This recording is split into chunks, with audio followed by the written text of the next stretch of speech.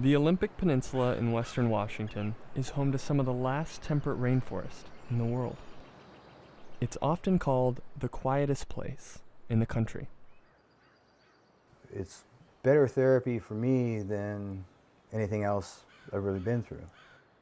Charles Nelson has been struggling with anxiety and depression for years. He was diagnosed after he returned home from serving the U.S. Army in Kuwait and Somalia. The hypervigilance would kick in. Driving in traffic was a problem, the reaction to noises. To escape the noise, he takes weekly hikes deep into the rainforest with a group of veterans dealing with similar issues. The biggest turning point for me was to get grounded, to get reconnected, to feel in an absolutely safe place. Now, Nelson's quiet sanctuary may be disappearing.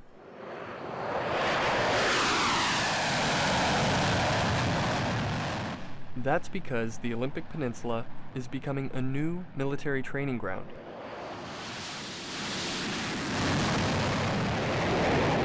For a very loud jet.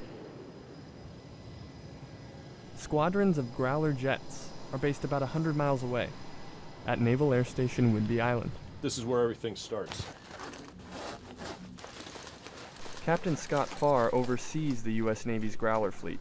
I am in charge of all the E-18G Growlers in the U.S. Navy's inventory.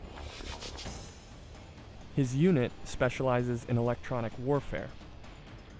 They use the Growler to disrupt enemy radar and scramble threatening electronic signals, allowing U.S. troops to carry out missions undetected.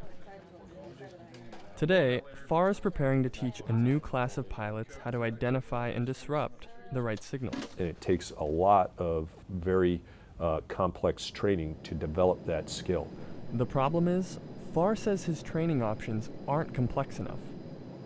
So the naval base proposed a new plan. It calls for putting mobile trucks on forest roads on the Olympic Peninsula. The trucks transmit electronic frequencies, and trainees practice homing in on the right signals. Then, the trucks move to a different part of the forest. We have to have mobile emitters that can move around. Right now we have a single site based here on Whidbey Island. If you take a test and you know where the answer is all the time, it doesn't make for a very challenging test. Trucks hiding on the forest floor will mean more Growlers overhead. Whidbey pilots have been flying over the Olympic Peninsula since World War II. But base officials say more residents began taking notice after the Growler was introduced in 2008. Whidbey Island Naval Air Station welcomed its first EA-18G Growler fighter jet Tuesday. The Growler replaces the Prowler, and there is quite a difference between the two planes. Nelson noticed a difference too. Here we are out seeking healing in this beautiful place, and it was interrupted by the absolute epitome of what I've been trying to avoid.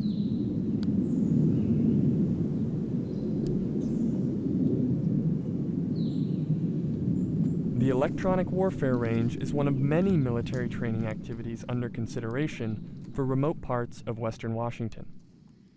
The Navy recently renewed permits for sonar and explosives testing in the waters off the Pacific Northwest coast. Another plan will allow Navy SEALs to train on public beaches. Meanwhile, the U.S. Army proposed helicopter training in wilderness areas in the North Cascades. The military's presence in the Northwest has been growing as bases shut down elsewhere. Additional forces were redeployed to the state of Washington, and they were moved to the state of Washington because of our geographic strategic significance. The Department of Defense has been shifting resources to the West Coast, in part to protect trade routes with Pacific Rim countries like China and South Korea. We are hours closer by air and days closer by sea for getting to places throughout the Pacific. Washington State also has ideal training ground.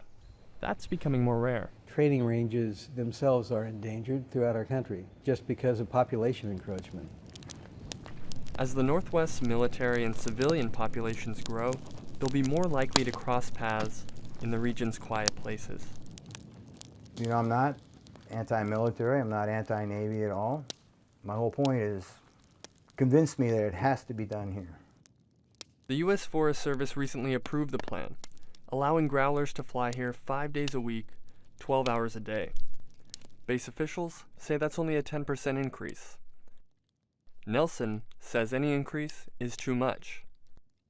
He knows firsthand how difficult it is to restore peace and quiet once it's lost.